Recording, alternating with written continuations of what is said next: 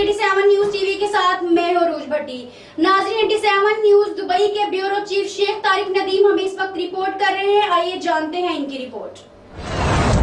Chief of army staff general Qamar Javed Bajwa نے صدارتی امور اور متحدہ عرب امارات کے وزیراعظم اور دبئی کے حکمران شیخ محمد بن راشد ال مکتوم سے ہفتے کے دن زابل محل میں ملاقات کی۔ ملاقات میں شیخ محمد اور جنرل قمر جاوید باجوہ نے دونوں ملکوں اور اس کے عوام کے درمیان دوستی اور تعاون کے دو طرفہ تعلقات کے بارے میں متعدد مسائل پر تبادلہ خیال کیا، جبکہ یمن کی صورتحال پر بھی تبادلہ خیال ہوا اور دبئی کے حکمران نے پاکستان کی دہشت گردی کی جنگ میں کامیاب حکمت عملی پر پاکستانی فوج کو مبارکباد دی۔ انہوں نے شہریوں، اقتصادی اور آبادی کے علاقوں میں علاقائی اور عالمی سطح پر اس کی شاندار قیادت اور متوازن، اعتدال پسند اور کھلی پالیسی کی قیادت میں متحدہ عرب امارات کی طرف سے پیش رفت کی تعریف کی۔ اجلاس میں ان کی شیخ حمدان بن محمد بن راشد ال مکرم دبئی کے شہزادہ شیخ مخدوم بن محمد بن راشد ال محکوم، دبئی کے نائب حکمران لیفٹیننٹ جنرل حماد بن ثانی الرومتی، مسلح افواج میں دیگر سینئر حکومتی اور فوجی حکمران کے درمیان ملاقات ہوئی۔ یمن میں فوج نہ بھیجنے کے حوالے سے پاکستان اور یو اے ای کے درمیان جو ڈیڈ لاک تھا،